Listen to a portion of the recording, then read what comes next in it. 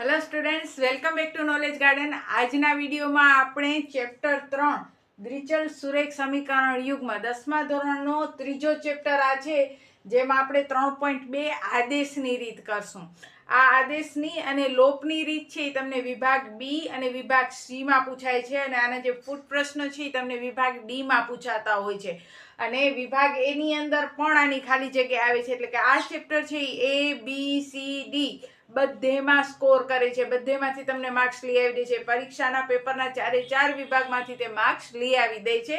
તો આજે જોઈએ આપણે આદેશની રીત. 3.1માં આપણે પાયાના નિયમ સમજ્યા હતા કે a1/a2 not is equal to b1/b2 હોય તો છેદતી રેખા હોય તો આદેશ કે લોપની રીત કરી શકાય. a1/a2 is equal to b1/b2 is equal to c1/c2 હોય તો સંપાતી રેખા હોય, અને ત્યારે દાખલો ગણવાનો ન હોય, કારણ કે એની અંદર અનંત ઉકેલ મળે. એને આલેખથી આપણે દેખાડી શકીએ છીએ.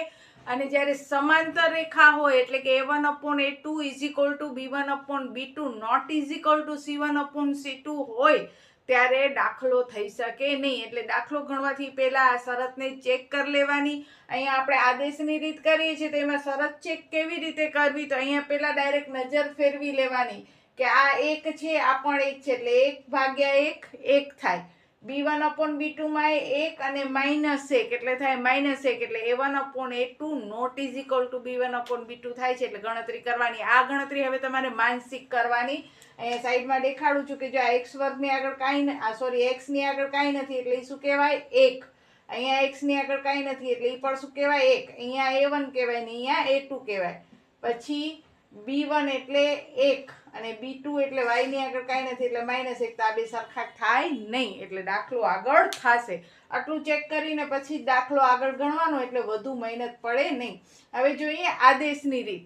આ આદેશની રીત છે ને એને આપણે કહીએ ઇસકી ટોપી ઉસકે સર. બરોબર, આ આદેશની રીત જ એવી છે કે ઇસકી ટોપી ઉસકે સર. કેવી રીતે? તો સૌથી પહેલા તો તમને બે સમીકરણ આપેલા હશે. હવે આ બે જે સમીકરણ છે ને એમાંથી તમારે કોઈ એક સમીકરણ પસંદ કરવાનું છે. તમારા આગળ બે વિકલ્પ છે, બે સમીકરણ છે, અને તમે બેમાંથી કોઈ પણ એક સમીકરણ પસંદ કરો. જો મારી વાત બરોબર ધ્યાનથી સાંભળજો. કોઈ એક સમીકરણ પસંદ કરો તમારી ચોઈસનો. હવે કેવો સમીકરણ પસંદ કરવાનો? તો બને ત્યાં સુધી સાદું, સરળ, સિમ્પલ સમીકરણ તમારે પસંદ કરવાનું કે જેમાં આપણે x કે y ને સરળતાથી અલગ કરી શકીએ ને સરળતાથી એની વેલ્યુ મૂકી શકીએ. અહીંયા મેં આજે સૌથી પહેલા પહેલો જ સમીકરણ પસંદ કરી લીધો. બરોબર, આ બે સમીકરણ છે, આ પહેલો સમીકરણ, આ બીજો સમીકરણ. એમાંથી મેં સૌથી પહેલા પહેલો સમીકરણ પસંદ કર્યો. જે સમીકરણ પસંદ કર્યું છે એમાંથી તમારે x કા y ને રાજા બનાવવાનું છે, એટલે કે x કે y ને એકલો કરવાનો છે, એને કર્તા તરીકે લઈ આવવાનું છે. તો જો અહીંયા x ને મારે એકલો કરવો હોય તો આ +y બરાબર ને આ સાઈડ આવે તો શું થઈ જાય? -y થઈ જાય. x થઈ ગયા એકલા. x એકલા થઈ ગયા એટલે x નો અર્થ શું થયો કે x બરાબર 14 - y થયા કહેવાય. આ x ની વેલ્યુ મળી 14 - y. ફરીથી ફર્સ્ટ સ્ટેપ શું કર્યો? બેમાંથી એક સમીકરણ પસંદ કર્યો. પસંદ કરેલા સમીકરણમાંથી કાં x ને એકલો કરો કાં y ને એકલો કરો. અહીંયા મેં x ને એકલો કર્યો છે. તમે ધારો તો તમે y ને પણ એકલો કરી શકો છો. x ને એકલો કરો તો +y આ સાઈડ આવે તો -y. જો y ને એકલો કર્યો તો +x આ સાઈડ આવે તો -x કરી નાખવાનો. અત્યારે આપણે આ મેથડ પ્રમાણે જઈએ તો x બરાબર 14 +y અહીં આવે તો -y. હવે આ x ની વેલ્યુ મળી. હવે આ જે x ની વેલ્યુ છે એ મૂકવાની બીજા સમીકરણમાં. એટલે જ કહું છું કે ઇસકી ટોપી ઉસકે સર.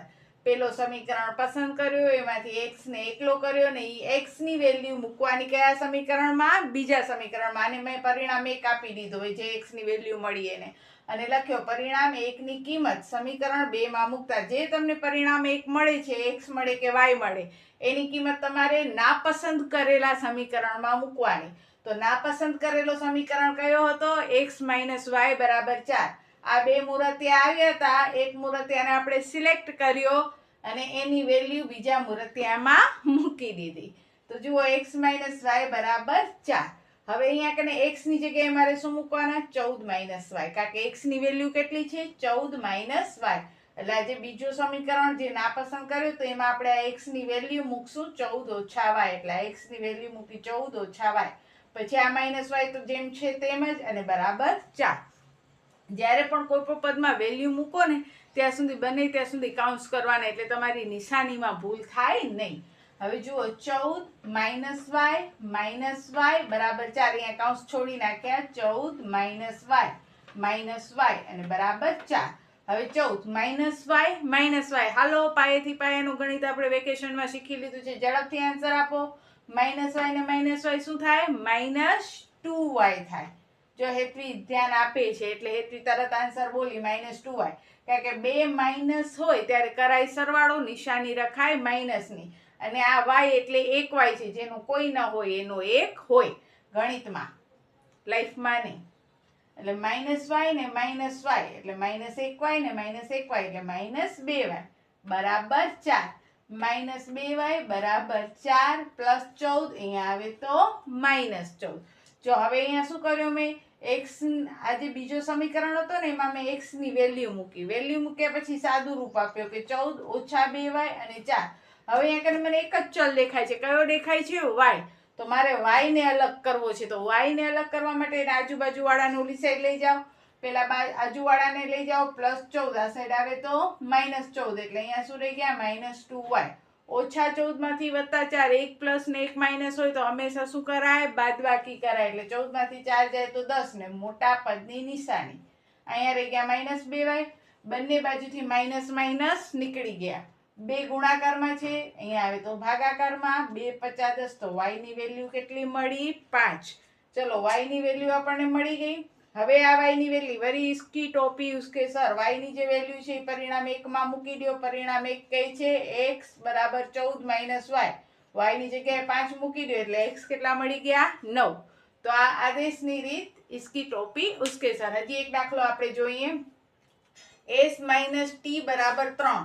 s/3 + t/2 બરાબર 6. આ તો બિચારો સીધો છે, પણ આ સમીકરણ કેવો છે? વાયડો સમીકરણ છે. હાલો, સીધો કરી નાખીએ. આપણે પાયેથી પાયાનું ગણિત જોયું જ છે, તો કરીએ સીધો. પેલા આનો છેદ ઢાંકી નાખો. શું દેખાય છે? 2. 2 × s એટલે 2s. હવે આનો છેદ ઢાંકો. 3 × t એટલે 3t. હવે આનો છેદ ઢાંકો. 3 દુ 6, 6 × 6 = 36. થઈ ગયો સીધો સમીકરણ ડાયરેક્ટ. સૌથી પેલા પદનો છેદ ઢાંકવાનો. જેટલા પણ છેદ દેખાય એનો ગુણાકાર ઢાંકેલા છેદના અંશ વડે કરવાનો. અહીંયા મને ખાલી છેદમાં 2 જ દેખાણો તો 2 × s. અહીંયા કને છેદમાં 3 દેખાણો તો 3 × t. અહીંયા કને છેદમાં 3 અને 2 દેખાણા એટલે બંનેનો ગુણાકાર કરવાનો. 3 દુ 6 ને 6 × 6 = 36. એટલે થઈ ગયો સીધો.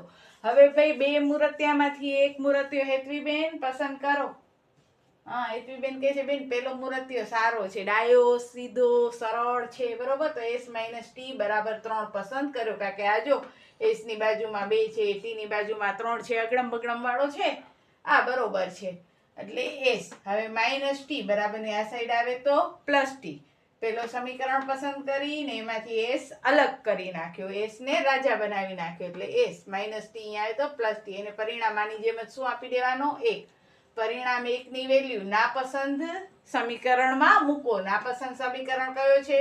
2s + 3t બરાબર 36. એમાં જ્યાં તમને s દેખાય ત્યાં શું મૂકી દેવાનો છે? 3 + t. તો 2 ના 2, s ની જગ્યાએ 3 + t. મેં કીધું એ પ્રમાણે જ્યારે પણ વેલ્યુ મૂકો કાઉન્સમાં જ મૂકવાની. +3t બરાબર 36. હવે જો s ની જગ્યાએ આપણે 3 + t કાઉન્સમાં મૂક્યા. કાઉન્સની બારે 2 છે તો કાઉન્સની અંદર અને બારે હોય તો ગુણાકારનો સંબંધ કહેવાય. એટલે તો આ 2 તેરી 6. 2 × t એટલે 2t +3t બરાબર 36. 2t + 3t એટલે કેટલા થયા? 5t. કારણ કે જ્યારે પણ બંને પ્લસ હોય ત્યારે બંનેનો શું કરાય? સરવાળો કરાય. એટલે 2t અને 3t એટલે 5t બરાબર 36. +6 બરાબર ને આ સાઈડ આવે તો શું થઈ જાય? -6. કારણ કે હવે આપણે t ને અલગ કરવો છે. +6 બરાબર ને આ સાઈડ આવે તો -6. 36 માંથી 6 જાય તો 30. અહીંયા 5 ગુણાકારમાં આવ્યો તો ભાગાકારમાં. 5 × 6 = 30. એટલે t ની વેલ્યુ કેટલી મળી ગઈ? 6 મળી ગઈ. જો પેલા સમીકરણમાંથી રાજા બનાવ્યો તો એની કિંમત આપણે બીજા સમીકરણમાં મૂકી અને જે ચલ મળે છે ચલને એકલો કરશું તો એ ચલની વેલ્યુ મળી ગઈ 6. હવે એ 6 છે પરિણામ 1 માં મૂકી દો તો s બરાબર 3 અને t ની જગ્યાએ 6 મૂકી દેવાના. તો 6 ને 3 9. इसकी टोपी उसके सर.